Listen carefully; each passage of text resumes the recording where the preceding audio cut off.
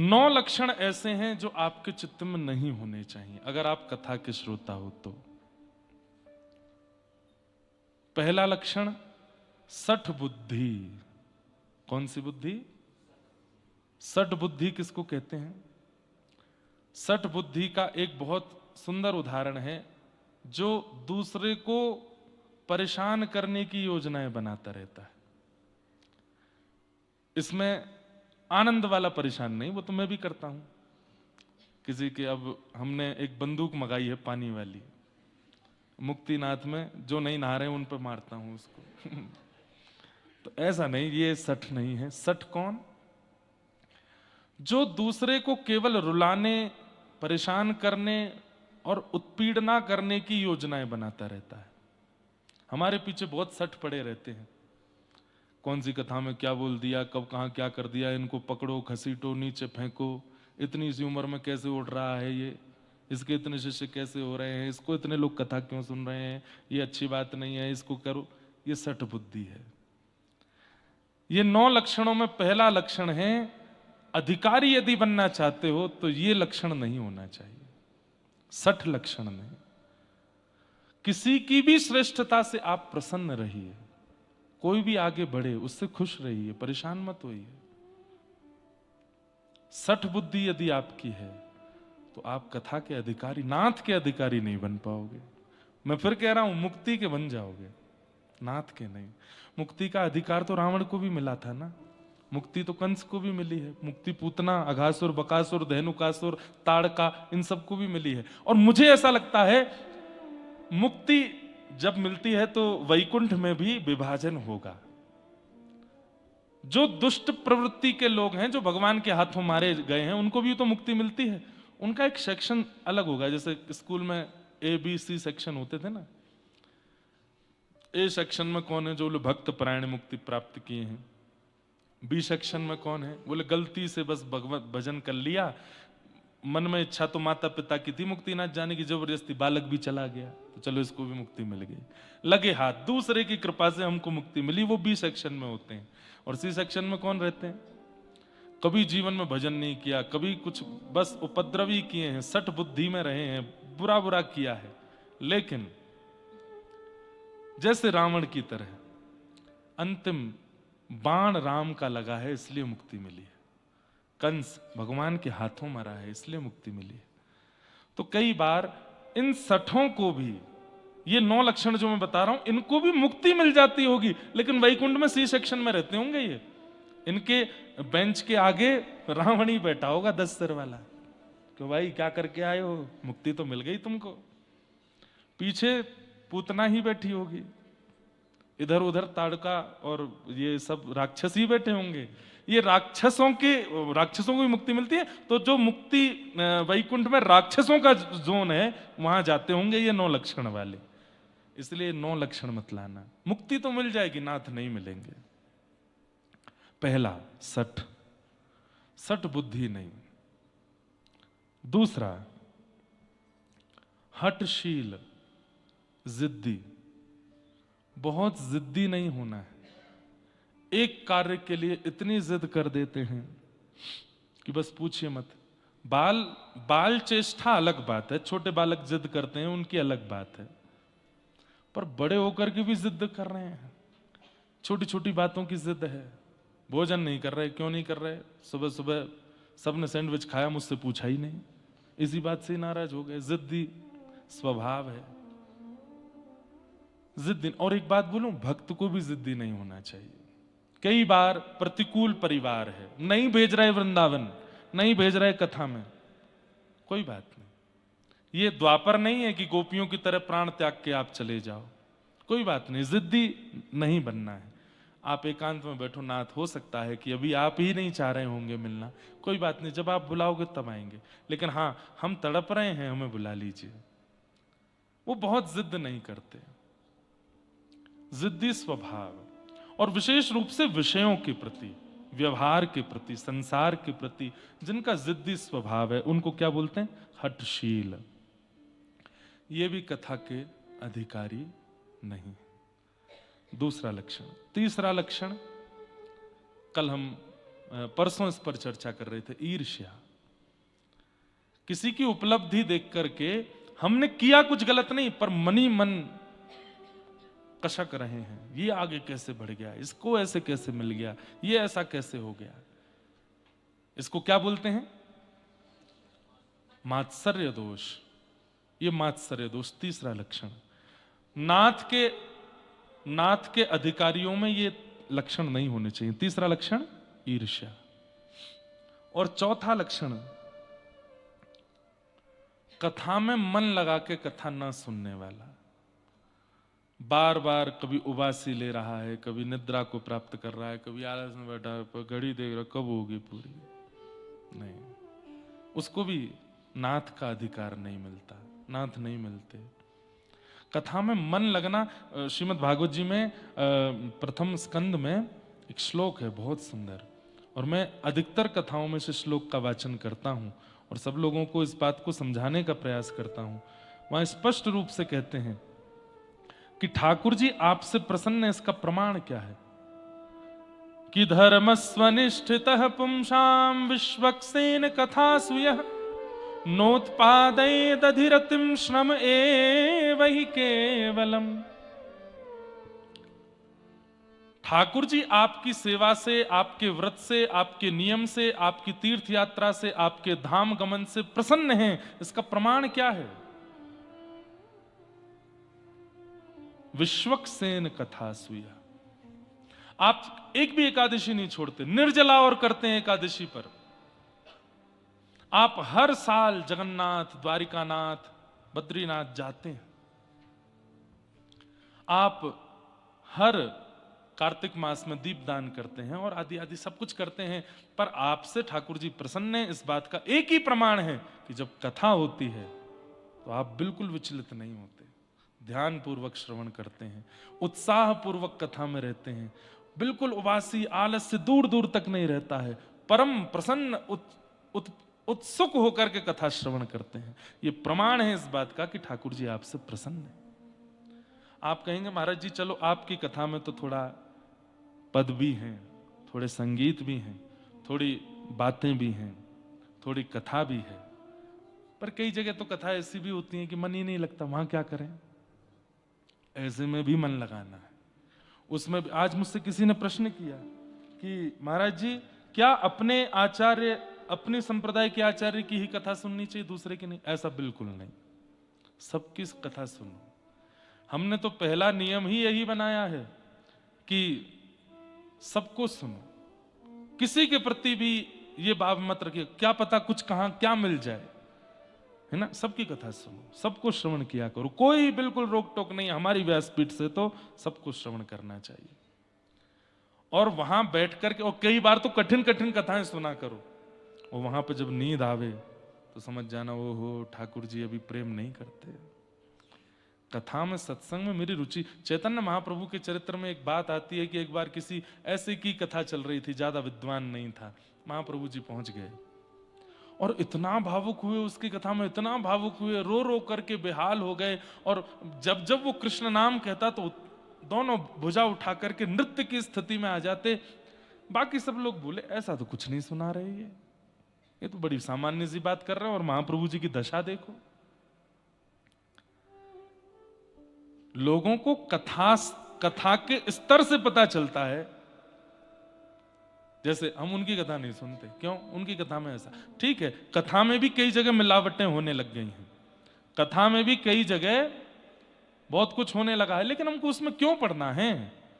वहां पर भी कृष्ण नाम तो बोला ही जा रहा है ना, राधा नाम तो बोला ही जा रहा है ना, नारायण नाम तो बोला ही जा रहा है ना, नाम सुन लो, कोई बात नहीं। कथा में सार नहीं तो नाम तो बोला जा रहा है, नाम तो सार युक्त है ना, उसको सुन लो। पर यह प्रमाण है कि आप कथा में रुचिकर होकर बैठते हैं तो ठाकुर जी आपसे प्रेम करते हैं। और कथा में रुचि नहीं बनती है तो इसका मतलब आप जो भी क्रिया कर रहे हो सब केवल श्रम है, ठाकुर जी प्रसन्न नहीं है। तो चौथा लक्षण नाथ की प्राप्ति करने वाले में जो नहीं होना चाहिए वो कि कथा में मन ना लगना। मन लगाओ। अच्छा, मन कब लगता है?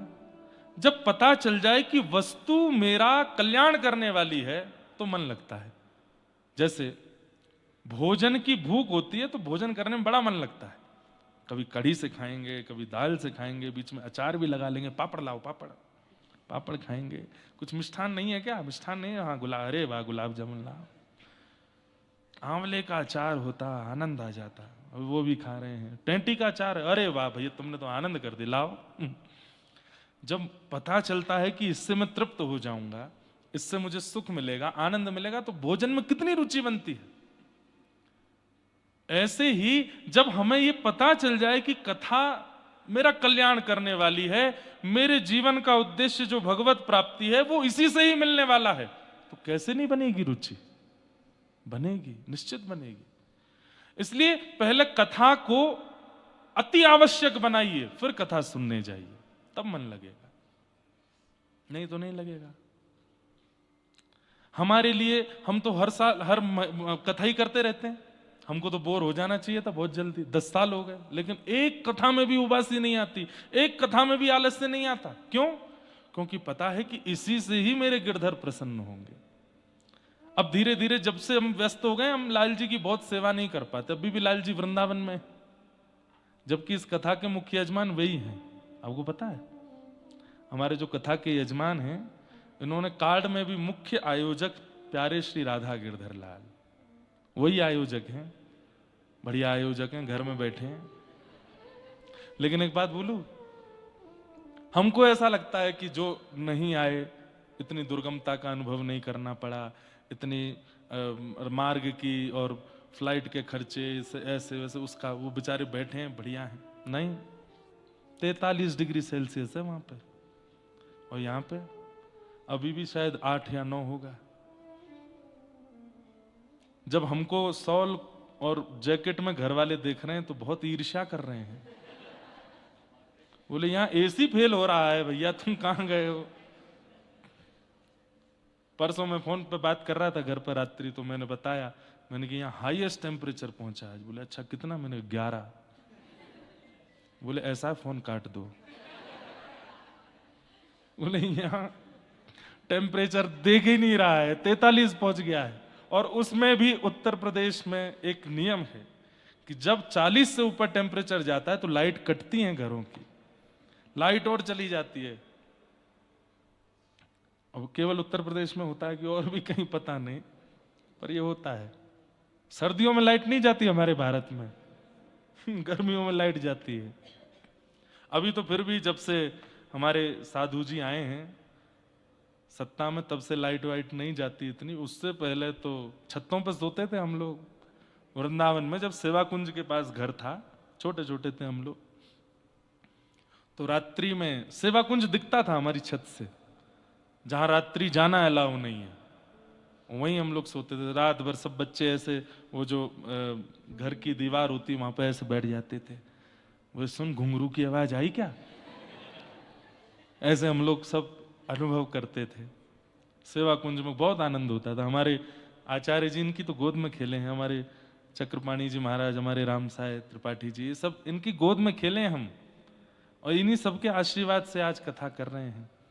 सेवा कुंज वाले घर में तब रहते थे, आप भी वहीं विराजते थे।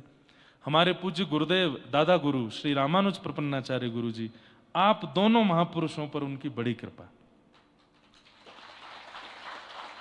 हमारे पिताजी पर तो विशेष कृपा हुई ही उनके, लेकिन गुरुजी का हाथ कांपता था। मैं तो 6 महीने का ही था जब गुरुजी चले गए, तो गुरुजी का हाथ कांपता था, और ग्रंथ लिखना होता था। तो हमारे राम साय त्रिपाठी जी, आप गुरुजी के ग्रंथ लिखते थे और गुरुजी बोलते थे। हमारे चक्रपाणी जी महाराज, आप नेपाल में ही निवास करते हैं। अभी माता पिता सेवा के कारण आपका नियम छूट गया, नहीं तो कितने वर्ष आप 6 महीना बद्रिकाश्रम रहते थे और 6 महीना घर रहते थे और अपने पांडित्य क्रम में रहते थे। अभी 2-3 साल से शायद नहीं जा पा रहे हैं। पिछले साल गए थे, 6 महीना बद्रीनाथ ही रहते हैं। और नहीं बताना चाहिए मुझे, लेकिन इनको अनुभव हुआ है ठाकुर जी का। 6 महीना बद्रिकाश्रम रहे। 24 घंटे इनको दे दीजिए बस, ऐसा कहते हैं, उनको 24 घंटे दे दीजिए। मतलब हर दिन 1 घंटा 2 घंटा ऐसे करके 24 दे दो, धारा प्रवाह संस्कृत बोलना सिखा देंगे आपको। ऐसे अद्भुत हमारे आचार्य जी। और राम साई त्रिपाठी जी तो डॉक्टरेट हैं, आप पीएचडी कर चुके हैं। कौन सा विषय था आपका? संस्कृत व्याकरण पर पीएचडी है। सोचो ऐसे आचार्य बैठे होंगे ऊपर, तो फिर चेला क्या करेगा? तो सब कृपा है। तो हम क्या निवेदन कर रहे थे? किस बात पर चल रही थी सारी बातें? हैं? चौथा लक्षण मन ना लगना कथा में। तो लगाइए। बात चल रही थी टेम्परेचर के पीछे। तो नाथ की प्राप्ति में जो लक्षण है उनमें चौथा लक्षण है कथा में मन ना लगना। उसको लगाइए। और वो कब लगेगा? जब कथा से हमें ये पता चल जाए कि यही मुझे हरि प्राप्त कराने वाली। प्रभु चरित्र सुनवे को रसिया, राम लखन सीता मन बसिया। हनुमान जी जानते हैं यही है, ये कथा ही है जो मुझे राम जी से और मिला सकती है। इसलिए साकेत नहीं गए। यत्र यत्र रघुनाथ कीर्तनम तत्र तत्र कृतमस्तकांजलिम वाष्पवारि परिपूर्ण लोचनम मारुतिम नमत राक्षसांतकम। यत्र यत्र रघुनाथ कीर्तनम, जहां भी राघव जी की माधव जी की कथा होती है हनुमान जी आते हैं। हमें नहीं पता चलता, पर इस कथा में भी आए होंगे। अधिक मास, पुरुषोत्तम मास, बहुत कथाएं चल रही होंगी, पर हनुमान जी भी सोचते होंगे भाई इतनी भीड़ भाड़ है सब जगह, कहाँ चलें? तो पता चला होगा मुक्तिनाथ में एक ही कथा चल रही है अब।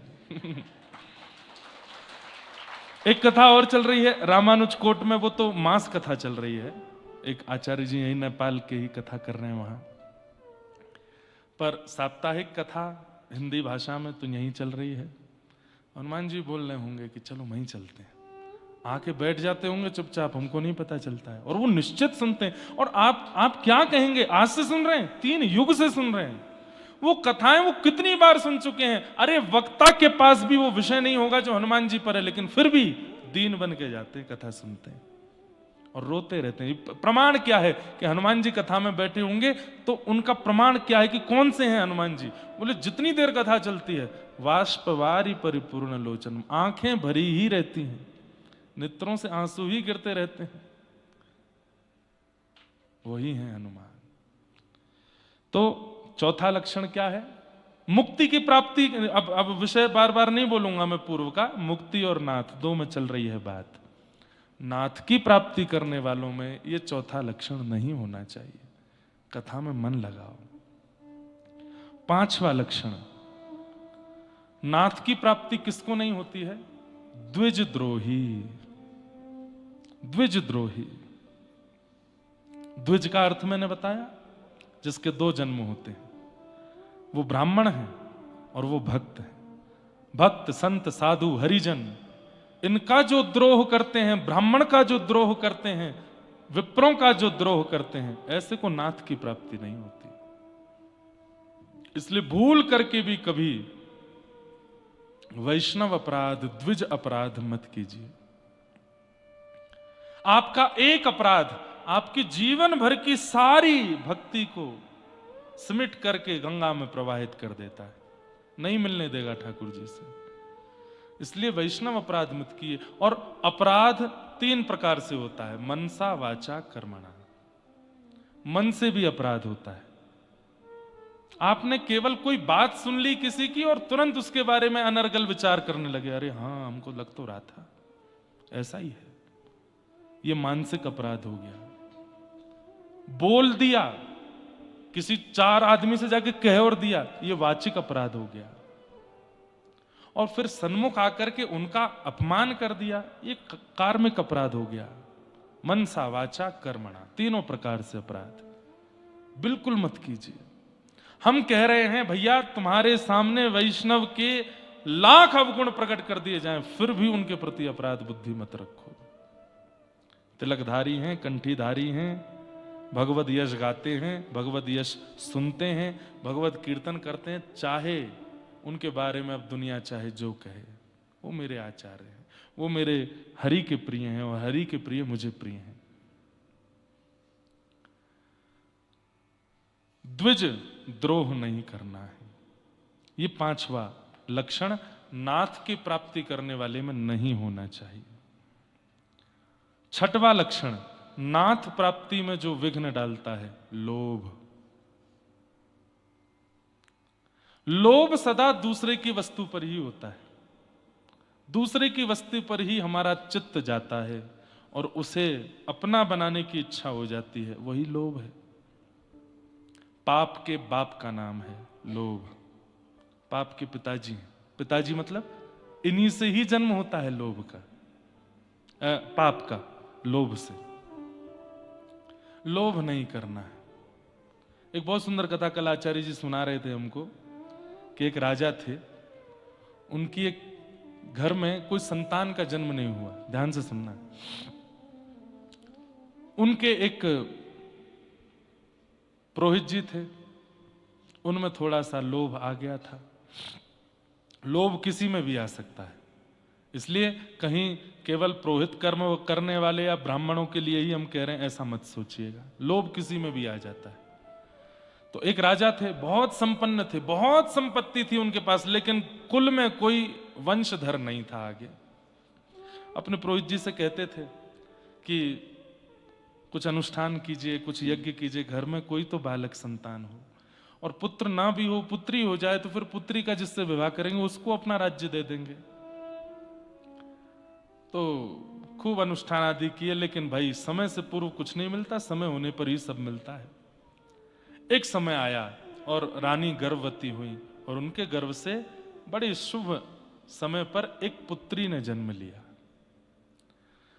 पुत्री के जन्म का समय लिख लिया गया और उससे पूरी कुंडली बनाई उस पुत्री की। और कुंडली जब बनाई गई तो उस कुंडली में एक ऐसा योग था कि वो पुत्री, वो कन्या जहां रहेगी वहां लक्ष्मी की वर्षा हुआ करेगी। मतलब यदि वो राजा के पास रहेगी तो राजा संपन्न होगा, और जब उसका विवाह हो जाएगा तो जिस घर में विवाह होगा वहां कोई कमी नहीं रहेगी। साक्षात लक्ष्मी ही है। लेकिन पुरोहित जी ने क्या सोचा, राजा पे ऑलरेडी इतनी संपत्ति है, हम लोगों की हालत इतनी ज्यादा अच्छी नहीं है, कैसे भी अगर ये कन्या मेरे पास आ जाए तो मेरे घर में खूब संपत्ति बढ़ेगी। तो उन्होंने कुंडली का फलादेश उल्टा बताया राजा को। क्या कहा? बोले राजन, हम आपसे एक बात हाथ जोड़ के प्रार्थना करके कहना चाहते हैं, शुभ चिंतक हैं आपके। बोले बताइए। बोले कि ये जो कन्या है ना, जन्म तो हो गया लेकिन अच्छे मुहूर्त में नहीं हुई है, तो है तो पुत्री, अब ये मुहूर्त अच्छा हो बुरा उससे हमें क्या। बोले नहीं, ये जहां रहेगी वहां लक्ष्मी का हनन हो जाएगा, वहां से लक्ष्मी, संपत्ति, संपदा सब चली जाएगी। राजन, बालक दोबारा हो जाएगा लेकिन संपत्ति चली गई तो, राज्य चला गया तो, महल चला गया तो, सब कुछ चला गया तो फिर क्या करोगे? फिर संतान होकर के भी सुख नहीं मिलेगा। राजा बोले ऐसा मत कहिए, बहुत वर्षों बाद तो घर में आनंद हुआ है। आप बोले कि यही एक उपाय है, इसका त्याग करो। बोले क्या करूं फिर? बोले काम करो, जन्म से लेकर के और कन्या के विवाह तक तुम जितना खर्च करना चाहते हो इसके ऊपर, उतना एक पेटी में भर करके और इस कन्या को उस पेटी में लिटा करके नदी में प्रवाहित कर दो। मतलब जितना खर्चा तुम अपनी पुत्री पर पूरे जीवन करना चाहते हो, उतना एक पेटी में भर के इस कन्या को लिटा के और उसको नदी में प्रवाहित कर दो। आप अपने कर्म से मुक्त हो जाएंगे। कन्यादान तक का सारा धन आप दे दो और इसको नदी में प्रवाहित कर दो, बालक तो दोबारा हो जाएगा। बहुत रोया राजा। सब लोगों की सहमति से कई बार राजाओं को ऐसे नियम लेने पड़ते हैं और राजा ने कहा ठीक है। वहां उस कन्या को एक पेटी में खूब सारा धन करके, कन्या को लिटा के पेटी बांध करके नदी में प्रवाहित कर दिया। थोड़ी दूर ही, अच्छा यहां पुरोहित जी ने क्या किया, उनका कुछ किलोमीटर दूर गांव था, अपने बच्चों को कहा एक पेटी बहती हुई आएगी, उसको निकाल लेना, संपत्ति की संपत्ति मिलेगी, कन्या भी घर आ जाएगी और इसके आने से तो लक्ष्मी बढ़ेगी बढ़ेगी। लोभ था चित्त में। लेकिन राजा के राजवंश से लेकर के पुरोहित जी के गांव के बीच में एक घटना घटती है। क्या? एक दूसरे नगर का एक राजकुमार था। वो राजकुमार वन में शिकार खेलने के लिए आया था। तभी एक मन चला भालू उसके आगे आ गया और राजकुमार बड़ा बलवान था, उसने उस भालू को जैसे तैसे करके बांध दिया। वो भालू नरभक्षी हो चुका था, बहुत राज्य के लोगों को मार चुका था, उसको सब ढूंढ ही रहे थे। आज राजकुमार ने उसको ढूंढ लिया। राजकुमार ने उस भालू को बांध लिया। अब बांध करके वो सोच ही रहा था क्या करूं क्या करूं। इतने में वो बड़ी पेटी बहती हुई आ रही थी। उस राजकुमार ने पेटी को किनारे किया, बड़ी भारी, खोल के देखा तो असंख्य सोने चांदी हीरे जवाहरात भरे हैं और ऊपर एक छोटी सी लाली लेटी है। उस राजकुमार की कोई बहन नहीं थी। उसने कहा आज विधाता ने मुझे बहन दी है, और देखो बहन आई भी तो कैसे आई, कितनी संपत्ति लेकर के आई है साथ में, अपने जीवन का पूरा निर्वहन, ये तो उसकी कुंडली में ही था, वो जहां जाएगी धन धान्य से भर देगी।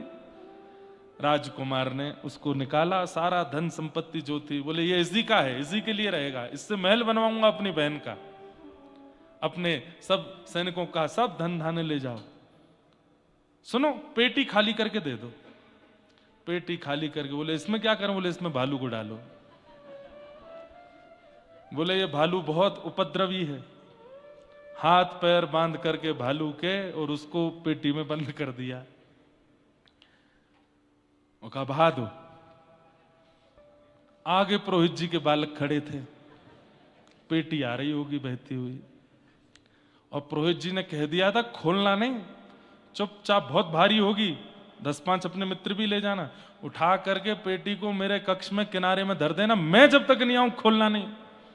बालक बोले पिताजी की आज्ञा है। इतने में पेटी बहती हुई आई विशाल, लगे सब एक साथ नदी में से उसको निकाला, बड़ी भारी, 10-15-20 लोग लगे उसको उठाने में, उठा करके ले गए। बोले पिताजी ने कहा था हमारे कमरे में चुपचाप धर देना, खोलना नहीं। यहां पुरोहित जी सब कार्य करा करके शाम को लौट के आए। पिता कहाँ है? पिता आपके कमरे में रखी है, बहुत भारी है पिताजी। बोले हाँ भारी तो है, चलो भोजन पानी करके सब सो जाओ। सब सो गए। पुरोहित जी कमरे में गए, जैसे ही पेटी खोली नरभक्षी भालू निकल करके आया, आंखें नोच ली, विदीर्ण कर दिया, नष्ट कर दिया, पूरे परिवार को खत्म कर दिया उसने। पाप के बाप का नाम क्या है? लोभ। और ये लोभ नहीं आना चाहिए। नाथ की प्राप्ति करने वाले में लोभ नहीं होना चाहिए। कितने लक्षण हो गए? 6 लक्षण। 7वां लक्षण क्या है? क्रोध।